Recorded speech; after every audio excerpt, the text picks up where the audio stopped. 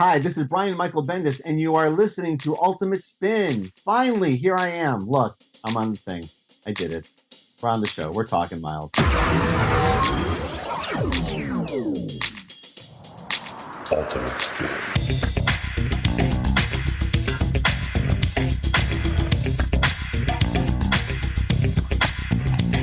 Hey everybody, my name is Brian and welcome to the Ultimate Spin podcast and our exclusive interview with Brian Michael Bendis.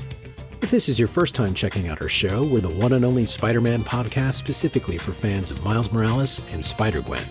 Head on over to ultimatespinpodcast.com to stream or download our earlier episodes, including in-depth creator interviews with David Marquez, Rico Renzi, Robbie Rodriguez, and Jason Latour. You can also find links to our Twitter, Facebook, and Instagram pages, and click on the Talk to Us button to send us feedback on this or any of our other episodes. You can also find us on iTunes, Stitcher, and Google Play. Just search for Ultimate Spin. Recorded on April 3rd, 2017, our extended interview with Brian covers a lot of ground. We get into Miles' motivations as Spider-Man in a world where Peter Parker still exists. We talk about the new artist coming on board, we get into race, we discuss the origin of Ganke, and hear Bendis' reaction to seeing a version of the character in the Spider-Man Homecoming trailer. We learn about the creative process behind the Spider-Gwen crossover, and get some tantalizing hints about Miles' future, including the first crossover-free year for the book in a long time. So let's get to it. My co-host Kyle and I hope that you enjoy our conversation with the one and only Brian Michael Bendis. It's time for the Ultimate Spin.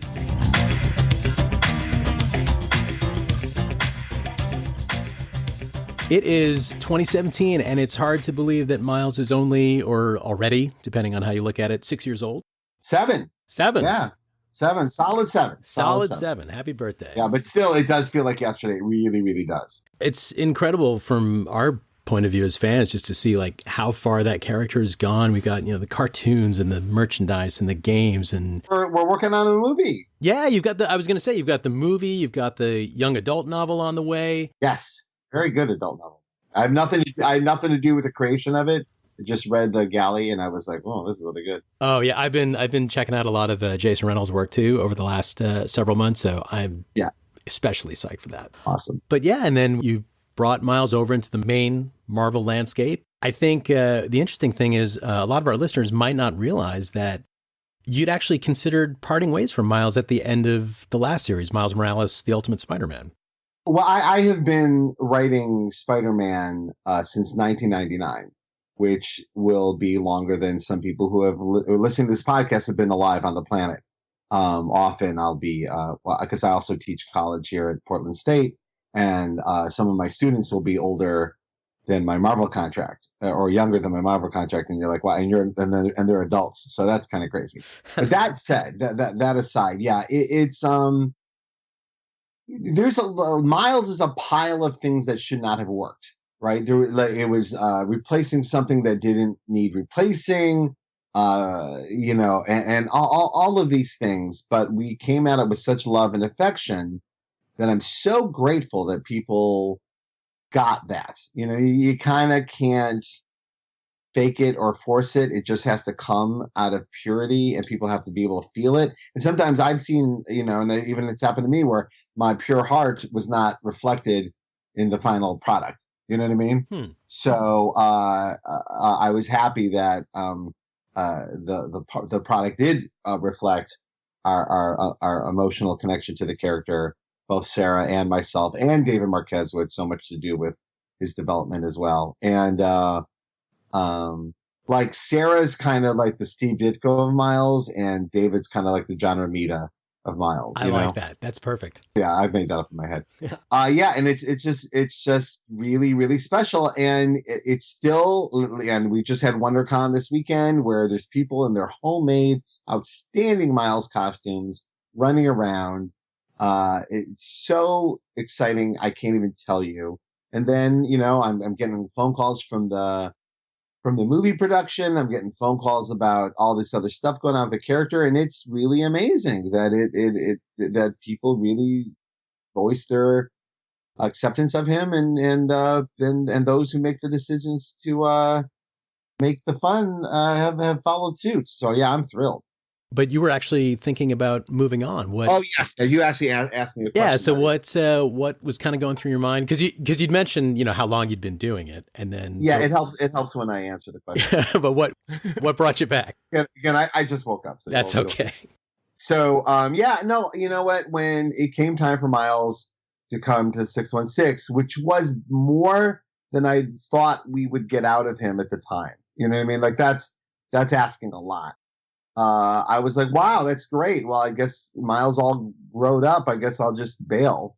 I guess it's time to just, move on, even though, boy, I really didn't want to. Like I was like, it's like breaking up with your girlfriend because you thought maybe you should or something, but it's not like I don't want to.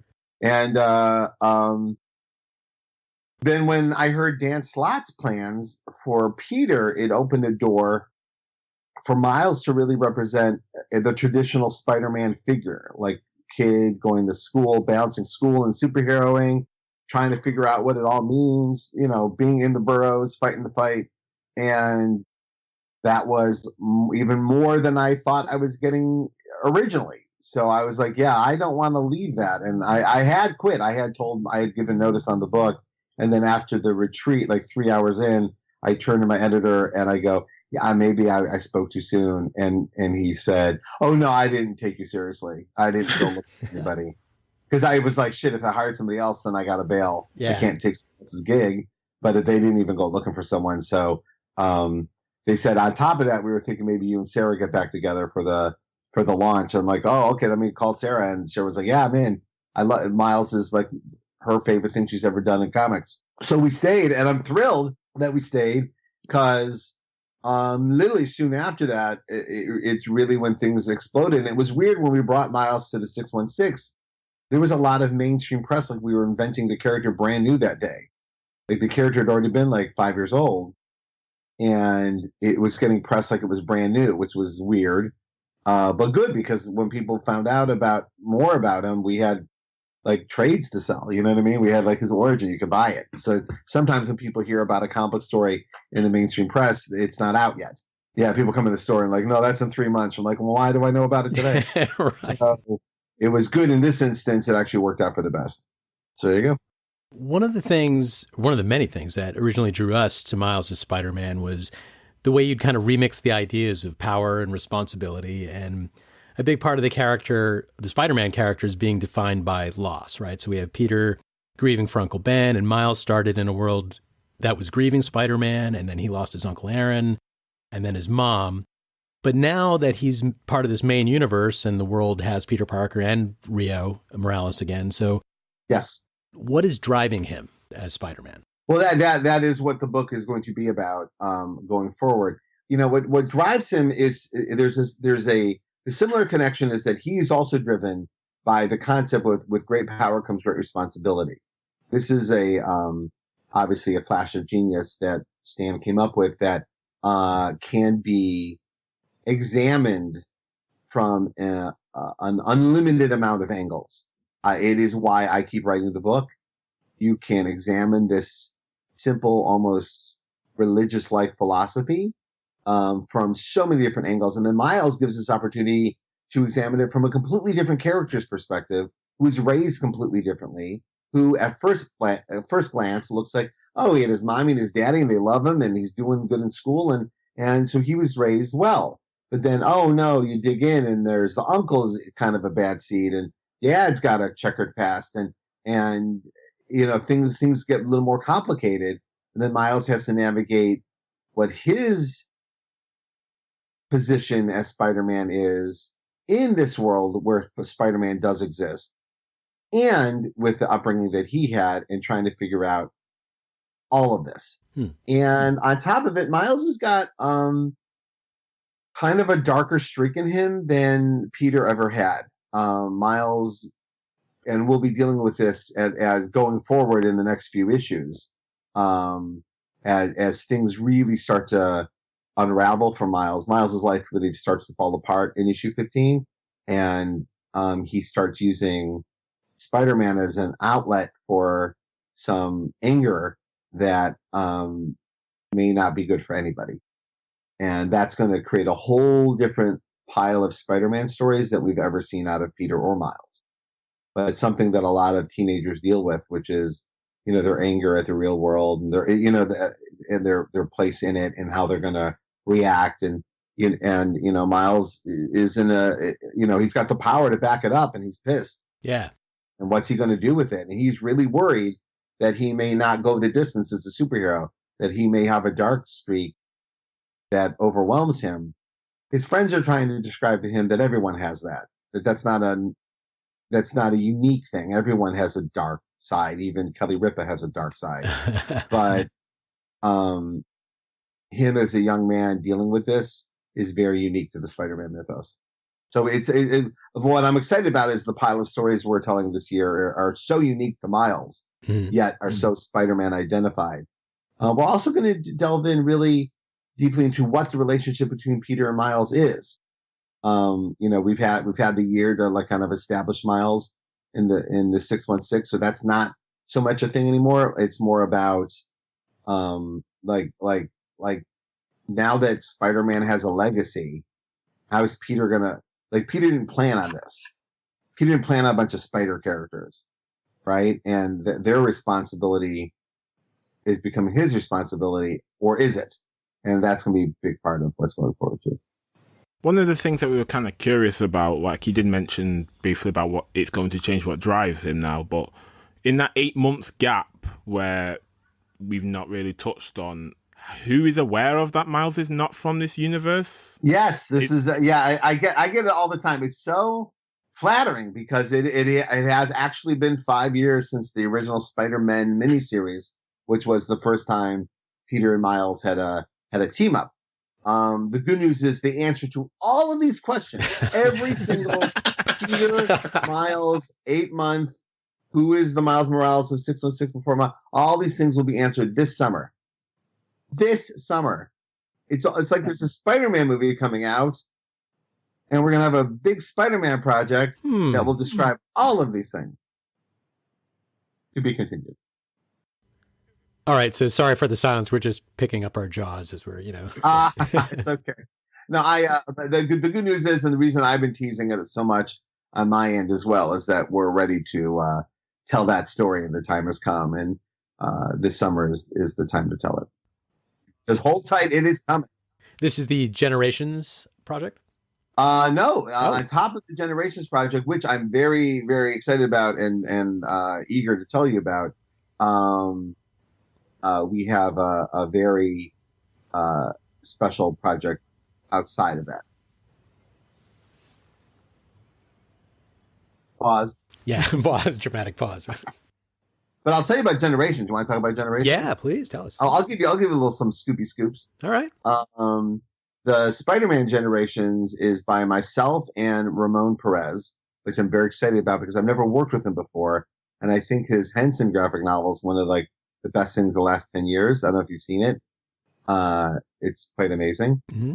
And then the Iron Man Generations is Riri Williams and Tony Stark, and that will be drawn by Marco Ruby. So these are two wonderful artists that I'm not actively working with right now that I was eager to work with. So not only were these stories I was dying to tell that this concept allows, but I'm getting to work with two artists I was dying to work with. So wow, Marco Rudy's work in particular is really mind-bending, and they're both excellent. And Marco, I find Marco and Andrea Sorrentino and Ramon and to be these phenomenal next level artists that if I was in college right now looking to break into college, I would be tripping over their shit like I was on Bill Sienkiewicz and Kent Williams when I was growing up, Yeah.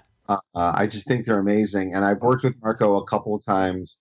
We did some X-Men together, and it really came out really well, really exceptionally well. So I've been eager to find the right story for him. He's a very, when an artist is that particular, you really got to make sure it's the right story.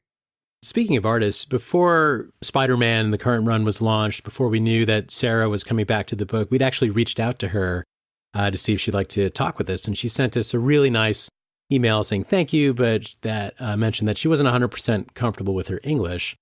And I later found out she wasn't just blowing us off, because you actually mentioned this kind of language barrier in your book, Words with Pictures, when you talk about working with her. So one thing I'm curious about is, does your process in terms of collaborating with her differ from the way you had worked with David Marquez, or even some of the new artists you have for this run, Nico Leon and Simon Kudransky? Yeah, everybody I try to handle, I really try to dive into their world.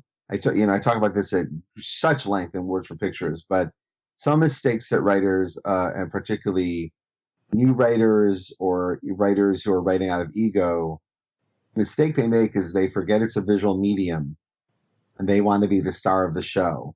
They want their words to be the star of the show, but it's not. It's a collaborative process, and it's a visual medium. So I won't even write what I'm writing until I know who's drawing it. And then I write for that person into their world. It might be the story I was dying to tell, but it's being told specifically to them, for them to be hopefully as inspired as I could possibly get them to be, and I write full script, but I write it for them. It's like a Valentine to them.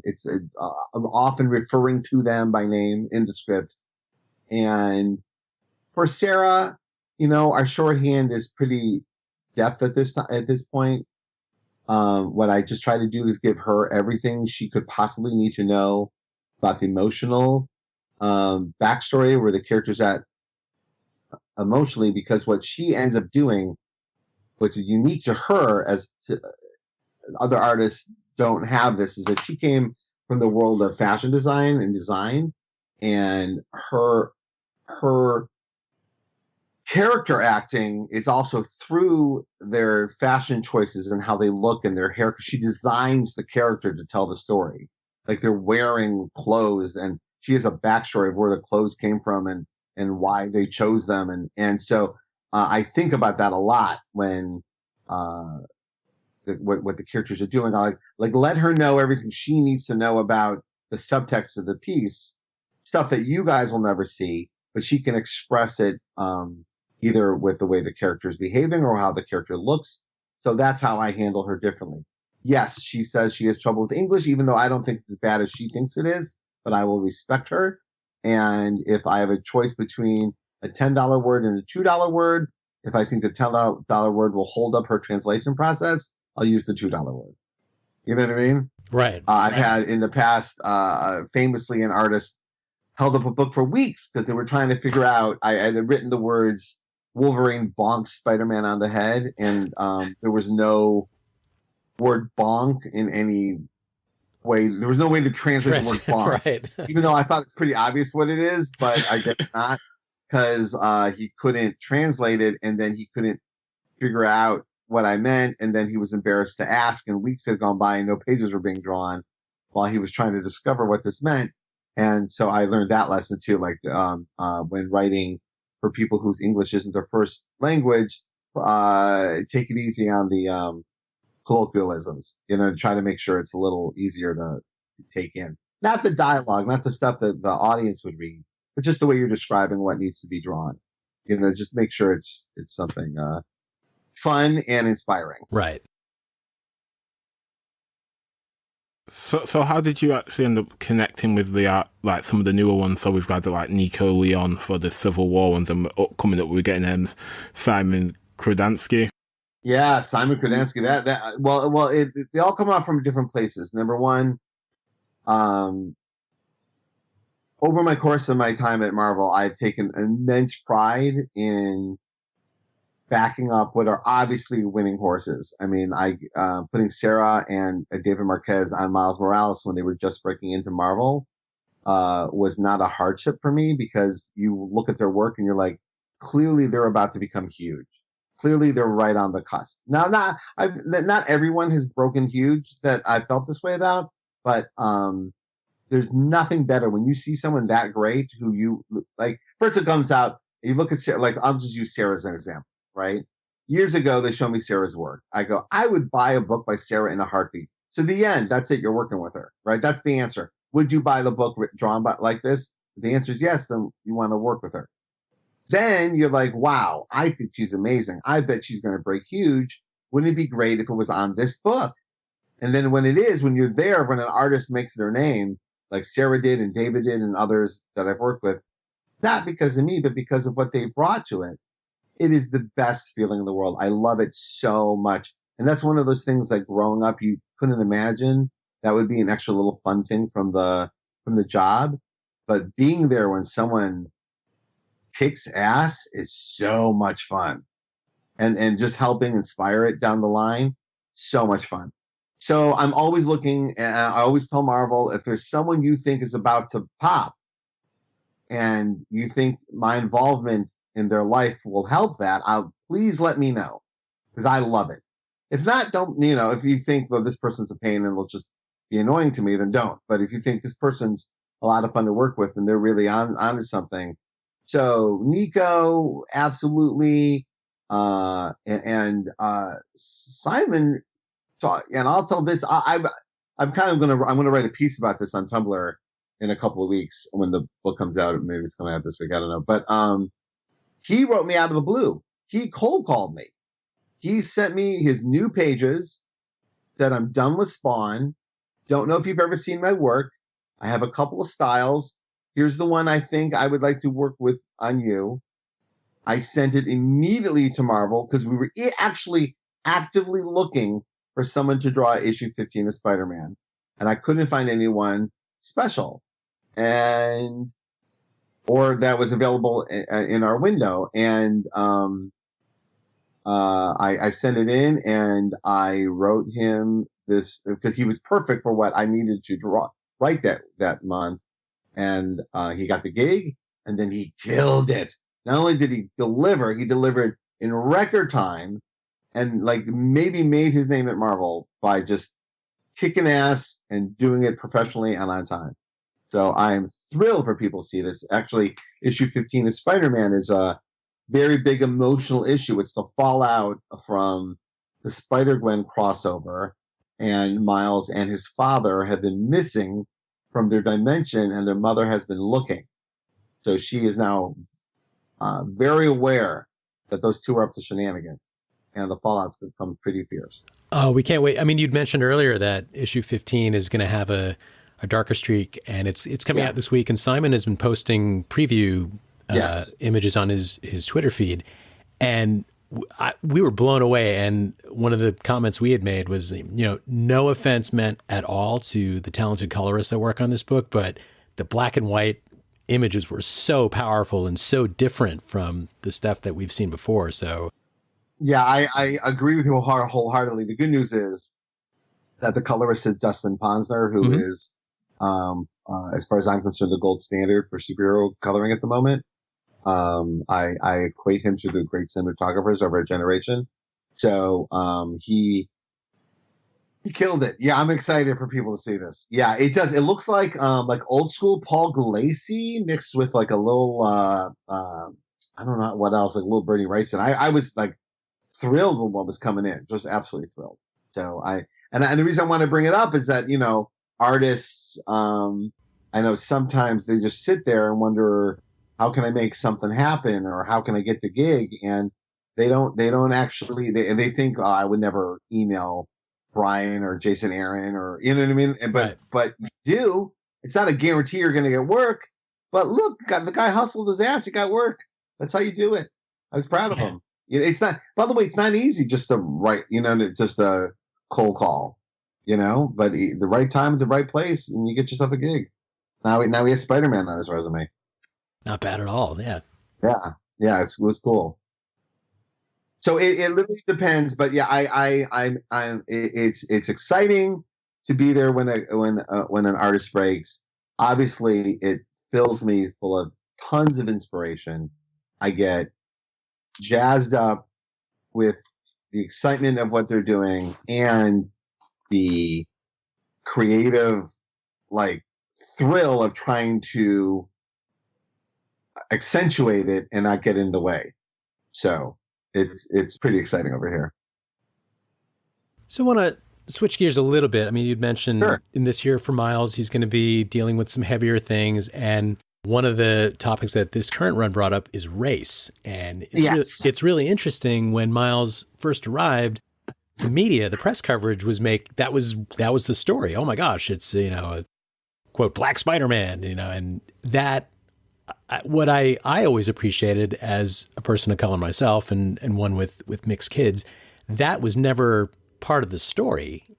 No. And I really, that just meant a lot to me. So, because it's so strange to be, celebrated or vilified for something you basically have no control over. It is. Yeah. And in this run, then you finally just brought the subject front and center, and not, as we talked about on our show, not necessarily in the way that people would have expected. And we love that. So what made now the time to finally get into it? Well, you brought up an interesting subject for me for a couple of reasons, and I hope we have some time to dig in. But I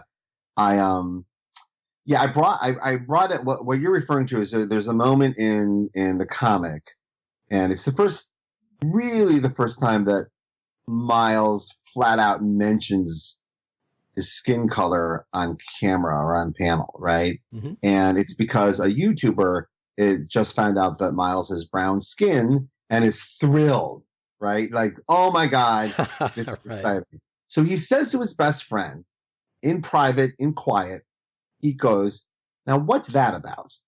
Why is it Black Spider-Man? Why am I not just Spider-Man?" Right? And he's just asking, right? What's the qualification? This was a conversation I have been involved with friends of mine. All right. I'm a Jewish writer. I will never be referred to in the press as a Jewish writer. But a fan had written me, said I'm a Chinese graphic designer. And if I get referred to as a Chinese graphic designer one more time, I'm going to lose it. I'm on some special list. Yeah. Right. Why is my work being qualified? Thank you for even questioning it. I never see that questioned in literature. No one, and other people were furious that I brought it up. Number one, you should never bring up anything about race or sex because someone will just get mad. No matter what you write, that's just the way it is. Mm-hmm. Number two, and this is the part that I have no control over, but hopefully it will reveal itself over time. When a young man asks his friend a question, he's not now saying, "This is how I feel about things forever." He's questioning the world. And now the world will reveal answers to him, right? The very next issue, Luke Cage showed up and said, "Listen, you're brown, you're Spider-Man. It's important. Don't fuck it up." That made him think about it differently, right? And then other things will happen that will make him about it differently. And by the end of the year, he may have a completely different mindset than he had, right? But he's young. His identity is wrapped up in someone else's, right? He wears a full body costume that reveals nothing. So any reveal that he makes is huge, right? Right. So these are the questions I thought were worth answering. I also, as you know, am the father of a multiracial household.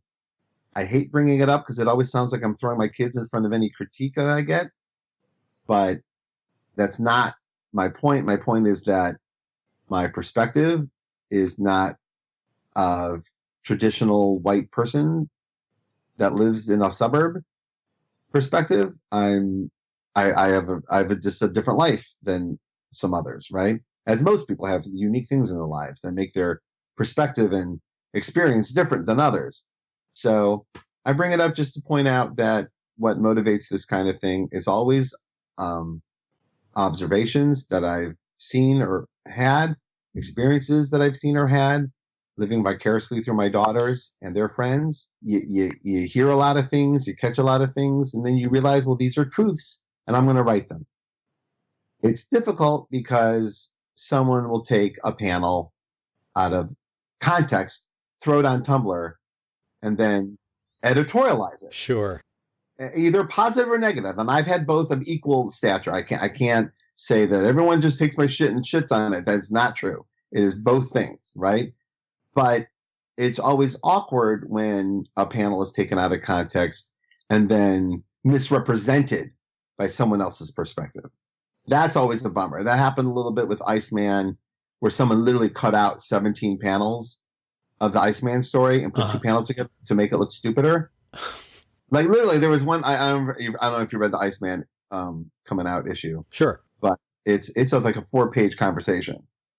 But the way it was presented on Tumblr, Jean goes, "You're gay," and then they cut to him hugging her. There was 4 pages in between the hug and the "you're gay." That was 4 pages of, I thought, depth conversation. But you take it out and it just looks stupid, right? So it's a bummer when things are represented publicly that aren't exactly what you did, because that's how delicate these subjects are. Yeah. That you take away the panel before, the panel after, you can completely change the meaning of it, But, such is life. Those who read it, I see that I'm coming from a wider perspective, and those who get upset when you bring stuff like this up. When are we supposed to bring it up? Yeah. He's Spider-Man. He's brown skin. It's going to affect part of his life. We should bring it up when it does. If I didn't, it would feel dishonest, So I don't know, but it's always a delicate thing because you don't want to have a book just filled with lectures and the like little public service announcements from NBC. Right. The more you know. The more you know. Yeah, you don't want to do that, but at the same time, our world is very aware of itself and very complicated. The teenagers that I know in my life are very worldly and knowledgeable, and that should be reflected in these books, or they're just going to die. Kids will read them. Oh, this doesn't reflect anything that I know to be real. No, I mean, speaking for myself, I loved Miles's reaction to that because that was my own reaction that I went through as a younger person, and it opened the door for a great conversation with my 10-year-old. You know what? Thank you. Wow, that's lovely to hear, and thank you for saying this on because I must say, I've said people who were critical of it say no one talks about, never bring that up, no one. And I'm like, no, I just got an email from someone, but before you that said thank you for bringing it up. That's exactly what happened to me. And so it's always a bummer that those who can't step outside their own perspective and say, oh, maybe that did happen. It didn't happen to me, but it happened to somebody, So I'm thrilled that you were able to talk with your son. How did it go? What was the conversation like? It was great because we read that scene with Miles and Ganke, and then I kind of stopped and I looked at him and go, why is he mad? And then it was interesting. Like he kind of parsed it from the context because I don't think it would have, he's still a younger kid. So it doesn't occur to him to be sort of frustrated or resentful, like why is that a big deal? And so we just kind of talked it through. And then I was able to, from there, I started to share my own experiences. I grew up, not to get too sidetracked, but I mean, I grew up in the Midwest, which is a very homogenous area. It was a great place to grow up, but I was the minority in my class. Sure, and I was the diversity at my school. So I got a lot of that. Like I ended up being a novelty for a lot of my friends who, never maliciously, but it was just, that was what I was noticed for first. You just can't get away from it, especially at that age. And then even with like friends' parents or whatever, oh, you're a dark friend, you're Indian friend. And then all the questions about the food or, the culture. And I'm supposed to be, I become the expert or the de facto expert on that. And it's like, I'm not, I'm just me. And I just want to be treated like everybody else. But when you're suddenly singled out like that, as I mentioned earlier, like for something you have no control over, it's this weird feeling of like powerlessness and frustration and all of that. And at that age, like, how do you even begin to put that into words? And I had no one to navigate that with. I mean, my parents, I'm first generation. My parents had immigrated to the States from India. So it's like, it's not like they had the same frame of reference. And then teenagers and their parents, it's hard to communicate on a lot of levels anyway. So. Have you watched Master of None? Yes. Oh my gosh. That parents episode. Yes. There is no show on the air that's more speaking to your situation than this. Actually, I watched that one with my folks and we had a good laugh because it was their experience and mine. So yeah. That's good. Listen, life is peculiar for all young women, but two of my daughters one is African and one is African American, and she's mixed race, and they're pretty girls, and they're constantly being told, how pretty they are, by people, because in Portland, I joke that 40% of the African American population lives in my house. Sure. In Portland, so they stand out, and I saw one of my daughters dealt with it by memorizing every single person's name that she's ever met. So everyone remembers her name because she stands out physically. Mm-hmm. And so I saw it without, so it wasn't weird for her. She memorized every parent's name in the school. So when they say, "Hi, Sabrina," she goes, "Hello, Gary's dad." Like she normalized it for herself. So she didn't feel like spotlighted or something. Yeah. It was interesting. But I see this. I see the, I'm fascinated by, it's not, racism is negative when they're like, but it's almost like positive. But I don't want to call it racism. You know what I mean? Because it's someone celebrating your differences, and it's hard to describe to people that you don't always want your differences celebrated every minute. You just want to go about your day and constantly being reminded. Yeah. Yeah. I also have to say, I love the line about Miles acknowledging his mom, too. It's like, I'm not even just Black Spider-Man, like there's a whole other half. And that was actually part of the conversation. That was part of the conversation with my kid, because if you saw us on the street, he looks like me, and he's asked his mom, right, just, do you think when we walk down the street, people think I'm adopted? It's interesting. Yeah, it's fascinating. So yeah. It's fascinating he even went there with it. Yeah. So again, I guess, thanks for putting it out there. And it was a great catalyst or a great spark to some interesting conversations that are still continuing. Well, what you've illuminated, and I really am happy you've done so, is as people constantly argue about diversity in literature, that's it. That's the end of the conversation. To me, there's no other conversation. I told something that I thought was truth. It got to you. It helped you have a truth with your son. My day is done. I'll never have a better moment than what just happened today. That's the whole point of all of this. Cheers. And then you got a 10-year-old who's using Spider-Man to connect their identity to the world. That's what I did when I was 10 years old.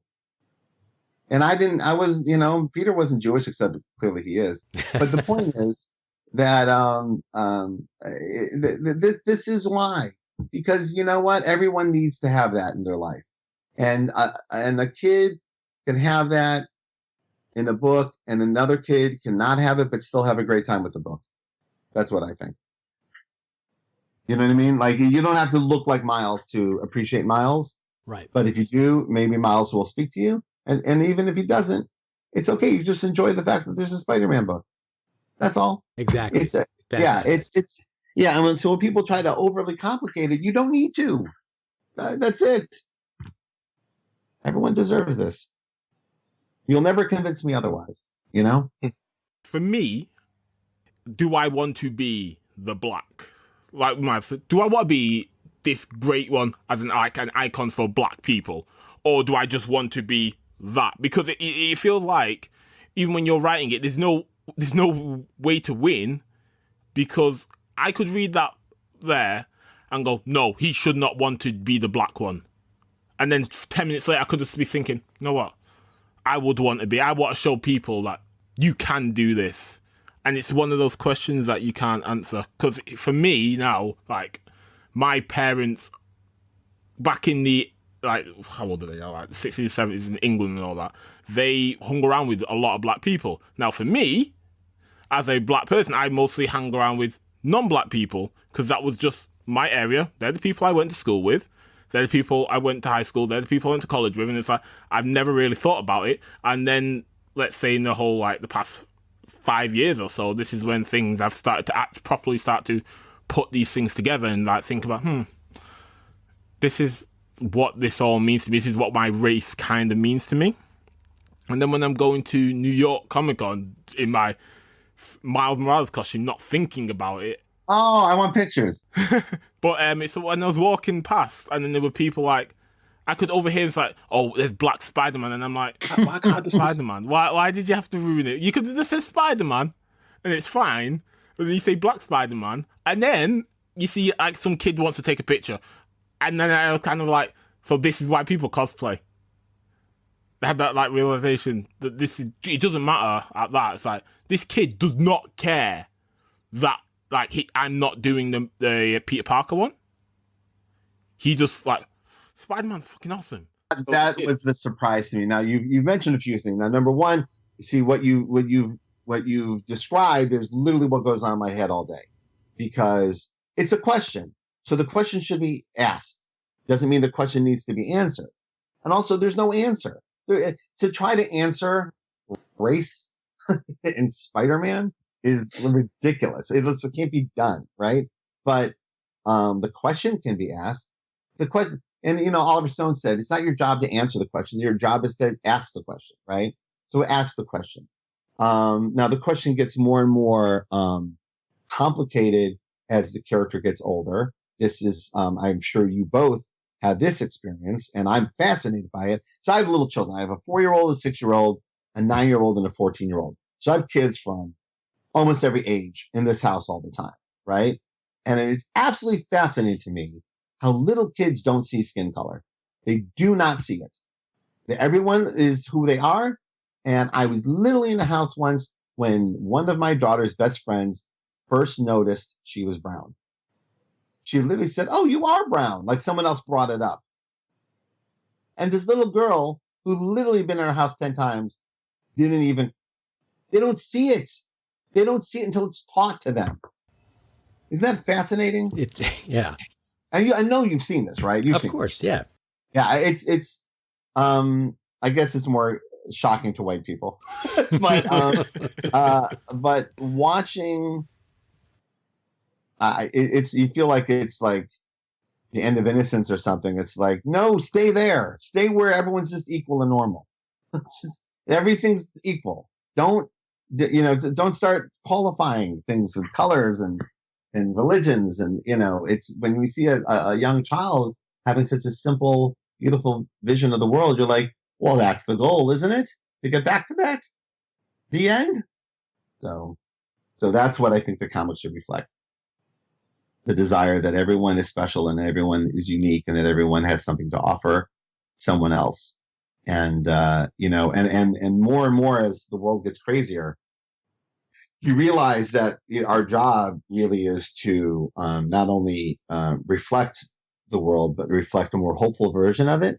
Both Miles and Riri are going to be reflecting that in my books as often as possible without being disingenuous or dishonest to the stories. But I find myself writing the hopeful version of the story more than not, because we're not getting it anywhere else. Yeah. We're not getting it in the real world today. So I might as well write it. There's an interesting level of nuance that I find in your Spider-Man stories that I don't necessarily see in a lot of other comics. And one in particular, like I mentioned my kids, like I read this book from the perspective of, lifelong Spider-Man fan, but now I'm a dad. And so one of my favorite characters is Jefferson. And one of my favorite stories was from your last run where you did this 2-part sort of flashback to Jefferson's earlier life. And it's a thing I've gone through as a dad. Like there are some decisions I've made as a younger person that I'm not exactly proud of. And I really don't want my kids to go down a similar path. And that story was so interesting to me because it was all about that. It was a real, for my take as a reader, like a really interesting angle on the ideas of power and responsibility. And it was, even the art that David Marquez did, like I had to triple check that to make sure it was him because it was so different. Yeah, it's gorgeous and a nice reflection of what's coming in Defenders, by the way, just as far as artistically from him. But listen, I'm a father. It informs just about every single second of my day. And for sure, it reflects how I write Jefferson and Miles and almost every relationship that I write. And Riri's mother actually is someone I connect to a lot because it's very difficult. How old is your son? You said 10? My older one is 10. 10. Well, you're about to find out. You're just a few years away from the first signs of a real independence. Yeah. Which you'll be proud of them. Honestly, I don't sit there going, "Oh, she doesn't want to hang out with me anymore," because she actually hangs out with me. I'm her conduit for good movies. But when your kids are evolving without your help, teenagers are building, right? And it's just an interesting dynamic that you don't usually get. So I wanted to reflect that in the books. I found the Aunt May relationship with Ultimate Peter to be my first started out, but that was still me writing kind of like I'm Peter and I'm writing my mother. You know what I mean? Like I'm writing my relationship with my mother, but now I find myself writing, as a parent, and the subtle variance of horror and excitement and pride and all the things that come with your kid going out into the world. And also just the general, you don't even want to send your kid out into the world because the world sucks. So having to hold that back from them, telling your kids, hey, the world sucks is not fun, because you're pretty much the person that tells them that. So, because they eventually they go, why do I have to be home by 8? Because the world sucks, not Right. you. The world sucks. That's why you have to be home by 8. So anyway, so I'm writing. I find myself spending a lot of time with the relationships, and also like last night, I just spent almost the entire night writing a very adult evening with Luke and Jessica, which I think might be like the most like honest married couple night that I think I've seen. You don't usually see those in comics, so I'm curious to see how that plays out. I'll give you a George Takei. Oh my! Yeah, no, I wrote our first encounter, sexual encounter with them. So in a while, so we'll see what people think of that. But the difference being from their first encounter, a married couple's intimacy, which is different than a dating person's intimacy. It might be a little deeper than we'd normally see. So we'll see how to translate. One of our favourite characters, and we've been hoping that maybe one day we'll get our own Ganke-verse. To Spider-Verse. We were kind of curious, so what was like the inspiration for the characters? Because we know, like, at least in his moment now, we know that he's lost his dad and things like that. Yeah, no, Ganke flat out, like many of the characters, Ganke was a boy who was causing a lot of trouble in my daughter's class. She was she was going to a school, and there was this boy Ganke, and I would pick my daughter up from school, and all the way home from school, she would tell me about Ganke. It would be Ganke, Ganke, Ganke all the way home, right? And I hear the word Ganke like 40 times a day, and then finally I was like, well, I have to name someone Ganke just to get the word out of my head, and then Ganke became the soul of the book. And it's funny because we actually don't know Ganke anymore. Like my daughter goes to a different school, and how funny it is. I don't think this kid knows that he inspired. Like, I don't think I ever spoke to the kid myself, but he totally inspired from my daughter's perspective of him, this character. Yeah, and I get more letters about Ganke, and it's funny. You want to hear like what you think I get mail about. Like sometimes you read like what the hotbed subjects are online, and then I'll open my Tumblr and I'll see there'd be like a couple dozen questions. I'm like, okay, I'm going to get hit with a bunch of questions about this, Captain Nazi. I'm going to get a lot of that, right? And then I'll open up my thing and it'll be like one Captain Nazi question and like 10. What did Ganke give Gwen Stacy? Oh, you're what right. Lego? I know it's been like, and also it's been like 6 years since that happened. So I get like constantly asked about that, and I was like, it's so flattering and lovely. We're just going to cross that question off our list. Well, no, here's what I'll give you in turn. Ganke will have a new his first romantic interest a romantic interest that may fly in the face of his responsibilities as Spider-Man's pal. Huh. And that is a lot of fun to write as well.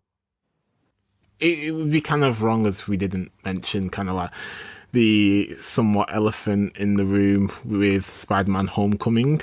There's a certain kid that seems to like Legos, sort of.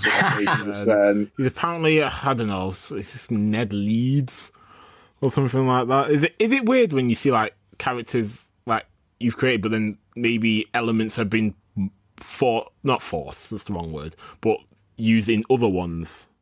Yeah, I can tell you, I'll be very honest right now, as opposed to everything else I do. Yeah, right. Okay. Finally.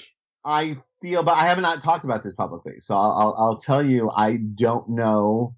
I feel it feels very bizarre. It's weird. You asked it like it's a normal thing that happens. You said, how do you feel about the thing that happens when the character kind of looks like another character and the characters in the movie? Like, when does that happen? This is a very unique experience. Most of the time, the characters that I've had a hand in creating that have made it to the screen, from Jessica all the way to Maria Hill, and like Quake. I love that Quake is a TV star. They're the level of quality of the adaptation and the care in which they bring the character forward past the adaptation into its new life has been uniformly amazing. My luck in this area has been second to none. Right? Like, literally, the worst thing that happened to me in this area is they took the premise of me and Mark's Ultimate Fantastic Four to make that Fantastic Four movie that was terrible. And our names kept showing up in the press, and I'm like, I don't. Right. Just because it's a teleporter, don't put me in this. Anyway, but the amount of good press that comes my way because of things like Jessica Jones, the TV show, clearly more than makes up for it. Now, I've not seen Spider-Man Homecoming. I've not seen it, so I don't know, right? So I'm going to wait till we see what we see.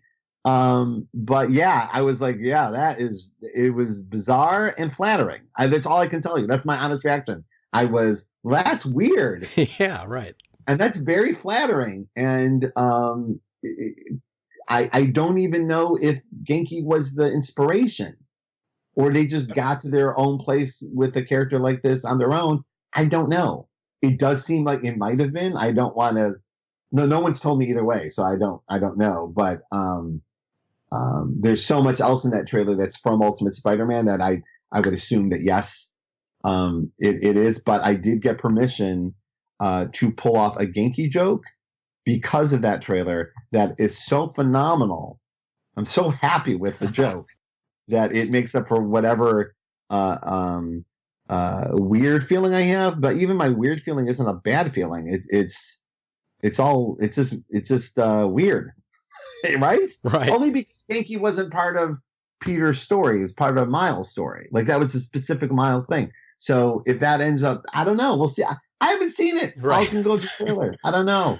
For us, between Ultimate Ganke, 616 Ganke, and now Ned Leeds, like, for us, the stage is set for Gankeverse, so we're ready. Well, we're at the edge of Gankeverse. I'll give you that. There you go. So ask me in a few months if the movie is as good as I've heard behind the scenes. I'm sure I will be thrilled to have had any part in its inspiration, because that is what happens when things show up in movies. That even Avengers Tower. Like, I was so proud of Avengers Tower just personally, and when it showed up in the movie or Maria, I was more happy about the tower showing up than Maria. Maria's like a person. But the feeling is that you go, oh, good, I added to this thing that I love. I added enough where I'm a positive part of the stew, because a lot of these characters like Batman, Spider-Man, the icons, they really are a stew of like their history and their legacy and all the creators that put their hands on it, artists and writers, and then that stew then gets presented as a cinema experience, and that's fascinating. So anytime I'm a good part of the stew, it's good. We mentioned jokingly Gankeverse, but I mean, that does lead to something that I think you talked about recently in the whole idea of events.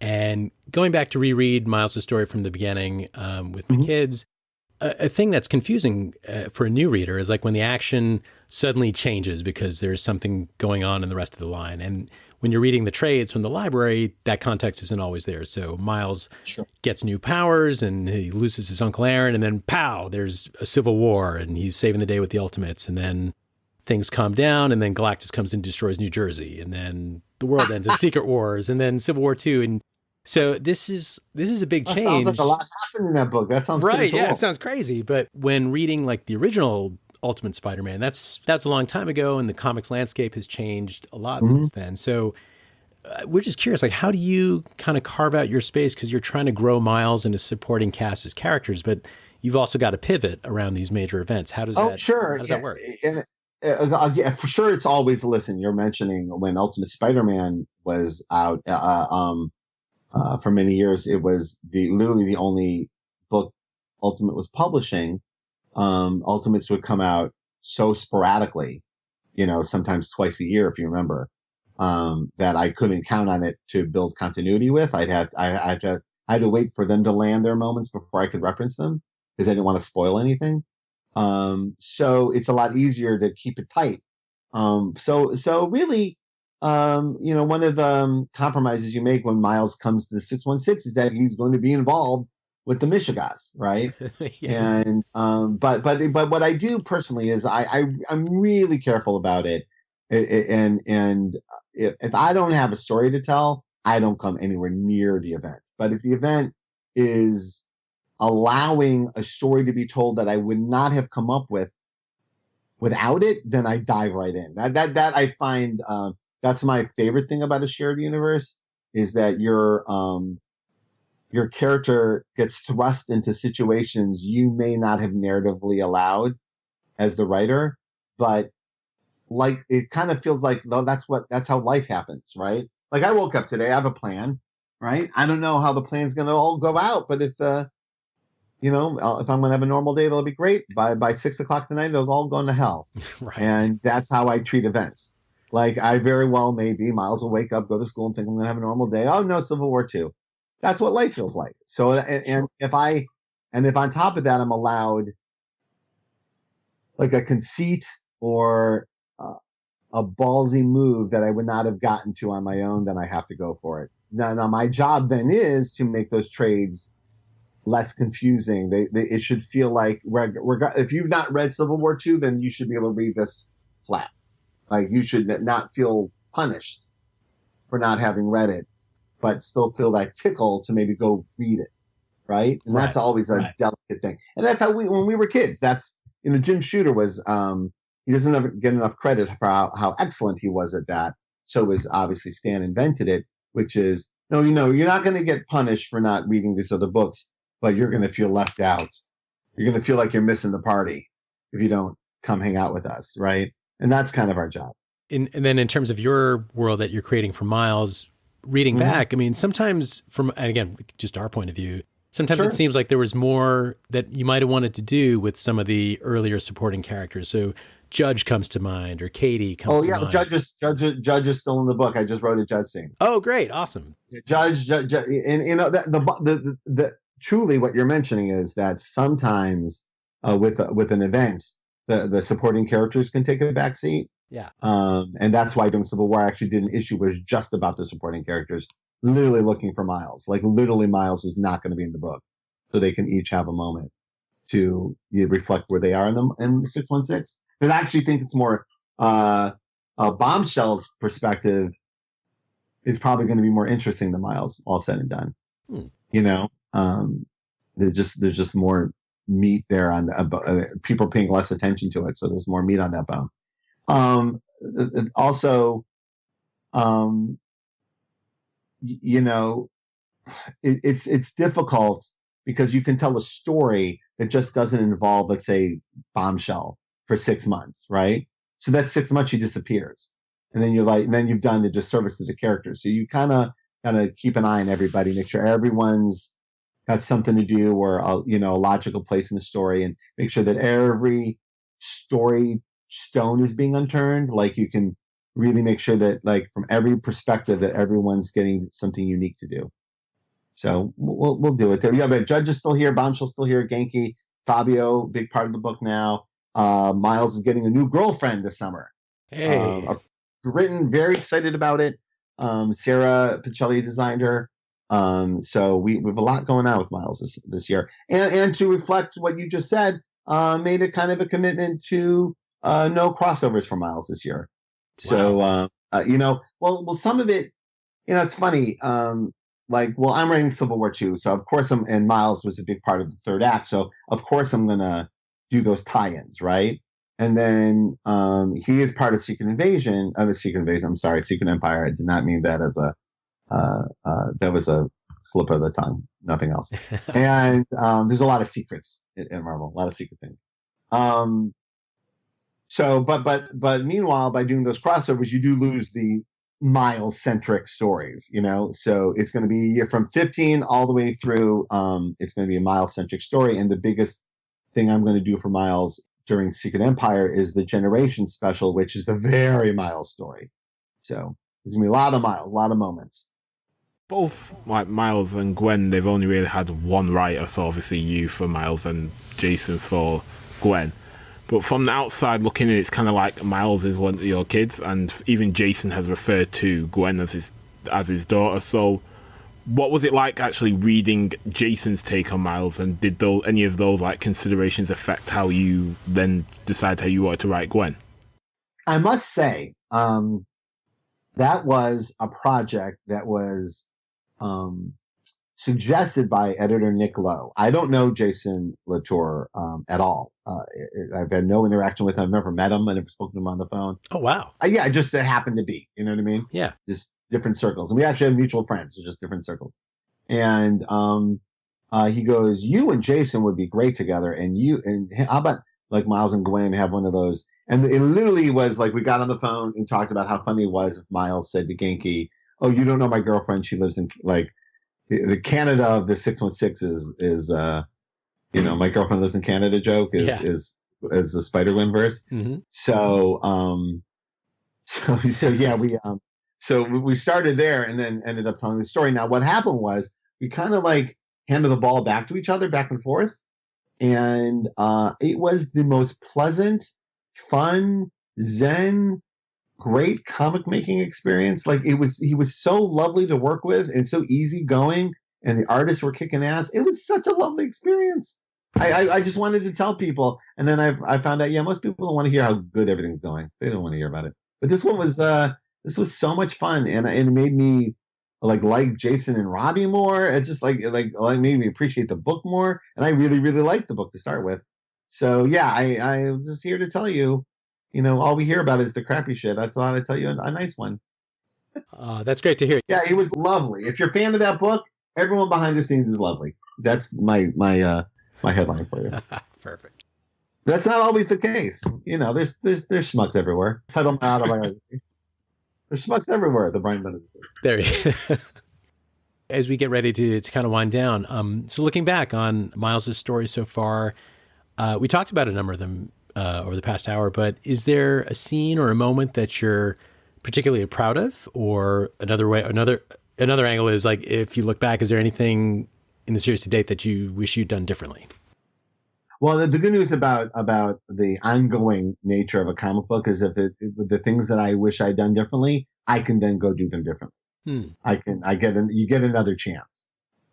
That's something that television and comics have in common, is that you'll do better next time. Here's where I'm at. It's not like there's things I wish I could do over again, but there's things that have brought up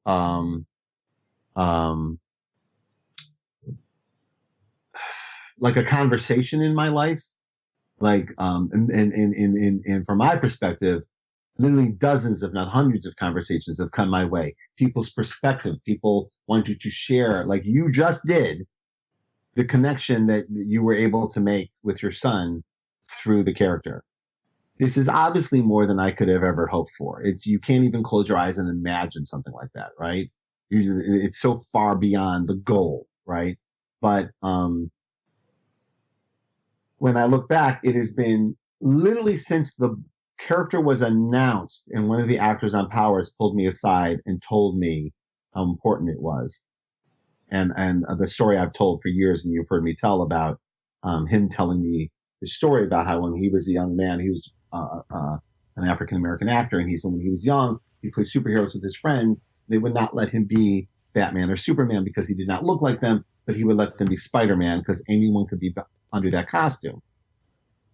And we'd already announced Miles when he told me the story. And when he told me the story, I realized I had heard this story from other people over the years of me writing Spider-Man for years, dozens of times, a version of that story.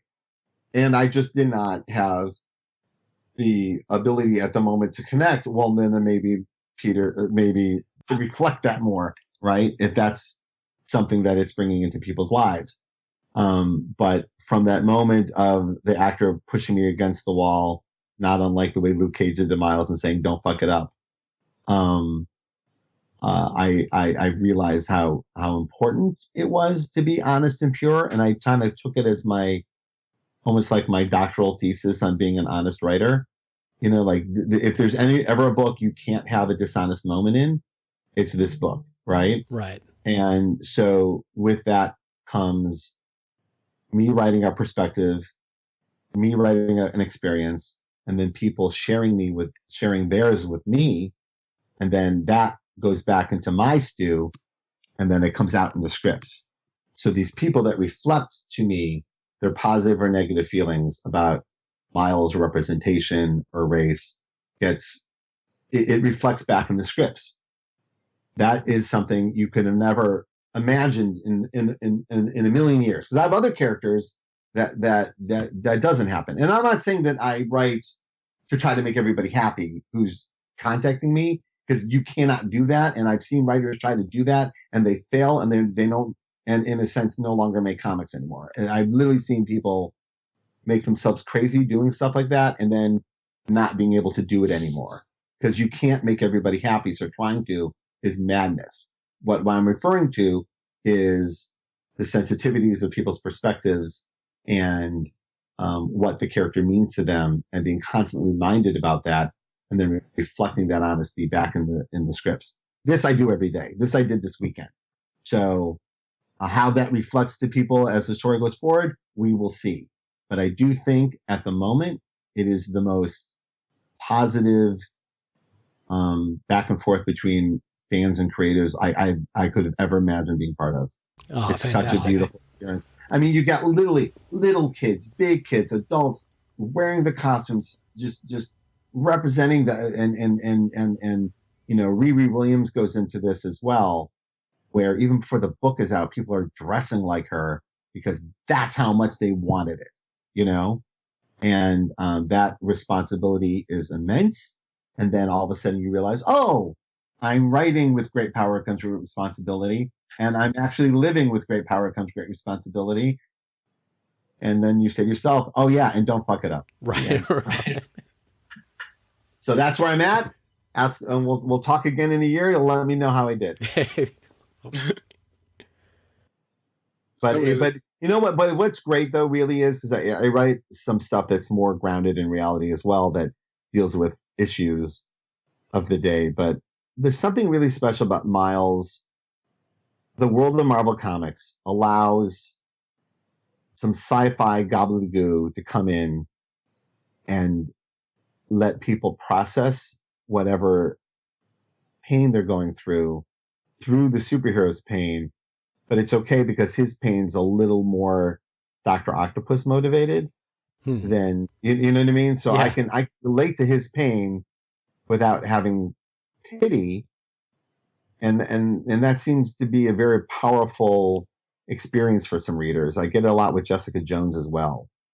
Jessica's the one where I get so people who respond to Jessica respond to the abuse angle on her on such intimate and powerful levels that it often I find myself getting like almost embarrassed and humbled by it, because you know what happened with Jessica is make believe, and what happened to these people is real. and their real struggle is that's true heroism. This is make believe. So when people reflect their real heroism through make believe stuff, it's pretty enormous thing for us over here. So sorry to get so deep. Oh, that's okay. No. He's much funnier on word balloons. Yeah. Brian, this conversation has been a long time coming, and I can't tell you how much we appreciate you making the time to chat with us and share some hints about Miles's future and giving us a peek behind the scenes. Well, you're going to email me your address, and I'm going to send your son some stuff so he doesn't have to keep going back to the library. Thank you. We'll hook him up. We'll hook him up with some stuff. Not that there's anything wrong with the library. That sounded much more judgmental. No, I know what you mean. I meant he wants to keep them. I know as a kid, I would take my comics out of the library and go, I got to bring them back. But you want to keep them. That's what I meant. Listening to it, it sounded like, oh, what's your problem with the library, Dick? No. No, I was picking up what you're putting down. I knew what you meant. Okay, all right. Just making sure. Yeah, everyone's very sensitive. But thank you again. It's no, my great. pleasure, guys. It was lovely to talk to you. It's actually a very big year for Miles, so it's great to kind of start the year off talking to you about it. And with the movie coming and all these special projects, I'm really, really excited for more of the same, and hopefully you'll feel the same way.